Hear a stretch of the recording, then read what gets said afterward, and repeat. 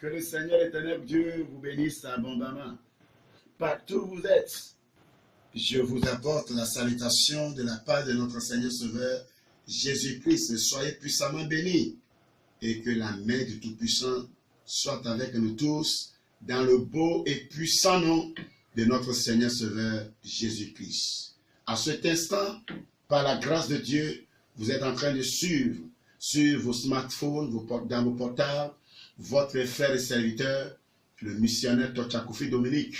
Il a encore plu au Seigneur à ce que, ensemble, nous puissions méditer au sujet de sa parole. Parce que c'est la parole qui nous libère. C'est la parole qui nous fait découvrir la profondeur de Dieu. Ce n'est pas la parole que nous arrivons à marcher d'une manière digne d'enfants de Dieu. Soyez puissamment bénis au nom de Jésus. Alors, partout où vous êtes, je vous prierai de vous unir avec moi ensemble. Nous allons prier, remettre ce moment dans la main du Très-Haut. Mon Seigneur, mon Dieu, je te bénis, je te loue, je te rends gloire pour cette belle et merveilleuse opportunité que tu viens de m'offrir afin de pouvoir partager ta parole avec ton peuple. Nous te prions de veiller sur ta parole afin de pouvoir l'exécuter dans la vie de tout un chacun de nous au nom puissant de notre Seigneur Sauveur Jésus-Christ. Alléluia, les bien-aimés dans le Seigneur. Donc, pour ces jours-ci, nous allons débattre au sujet d'un thème. Donc, vous allez me suivre de temps en temps. Disons, dans la semaine, vous pouvez me suivre 3 fois dans la semaine. Donc, que Dieu nous fasse grâce et que son esprit nous illumine afin que nous puissions révéler les mystères de sa parole. Alors, le thème autour duquel nous allons tourner autour au cours de ces moments s'intitule, ou bien se trouve dans l'épître aux Corinthiens, chapitre 2. L'épître aux Corinthiens, première épître aux Corinthiens, chapitre 2, le verset 4, le verset 5.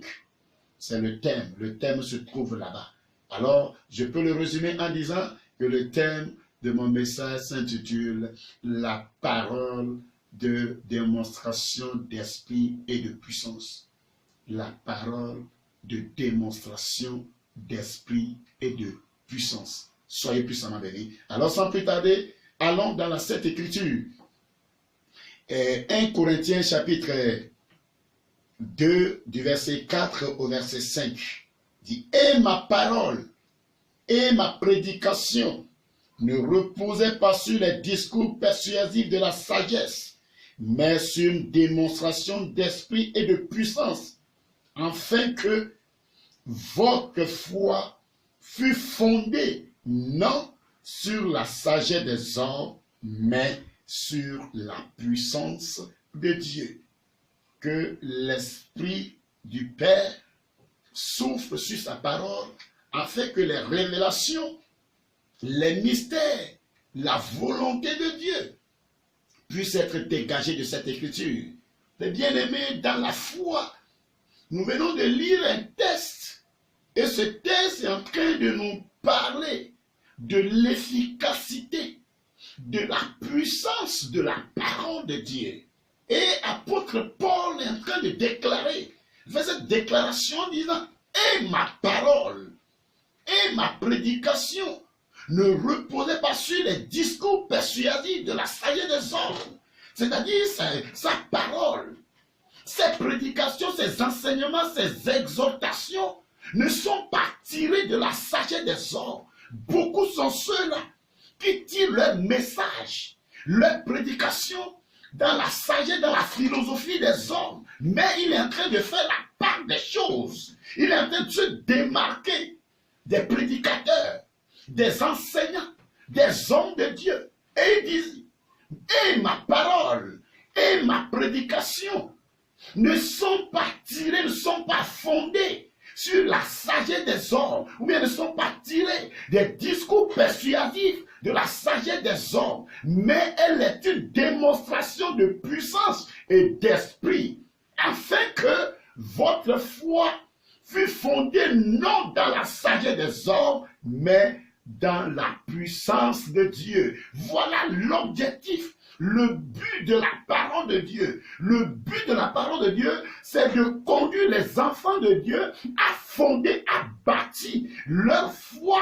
dans la puissance de Dieu. Selon la sagesse des hommes, il y a certaines choses qui sont possibles et certaines ne sont pas possibles. Mais pour la parole de Dieu, selon la sagesse de Dieu, selon la puissance de Dieu, tout est possible, rien n'est impossible. Oh, gloire au Seigneur. Alors, apôtre Paul est en train de dire au peuple de Dieu, en train de convier le peuple de Dieu à s'abandonner sur la parole de Dieu qui a pour source, qui est tirée de la sagesse de Dieu et non de la sagesse des hommes. Un exemple, lorsque nous étions au cours primaire, on nous a enseigné en géographie que le soleil se lève à l'est et se couche à l'ouest. Voilà une sagesse qu'on nous a développée, qu'on nous a léguée, qu'on nous a donnée au cours primaire. Mais lorsque nous sommes arrivés en classe de 6e, on nous a dit que le soleil est fixe et c'est la Terre qui tourne autour du soleil et on parle du mouvement de rotation. Donc déjà, la première sagesse a été anéantie par la seconde sagesse. Que Dieu nous fasse grâce et que sa main puissante soit avec nous au nom de Jésus. Alors, nos prédications, nos enseignements doivent aider les enfants de Dieu, doivent conduire les enfants de Dieu à fonder leur foi, à bâtir leur foi, à poser leur foi dans la puissance de Dieu. Un exemple dans la Bible. Si nous allons dans le livre de la Genèse chapitre 30, la Bible nous a parlé du miracle que le Seigneur a opéré dans la vie de Jacob lorsqu'il élevait les troupeaux de son oncle Laban. Son oncle Laban lui a dit que son salaire seront les brebis tachetées, marquetées, rayées. Et voilà, la nuit, le Seigneur lui a donné une révélation de prendre 3 types de plantes ou bien de bois.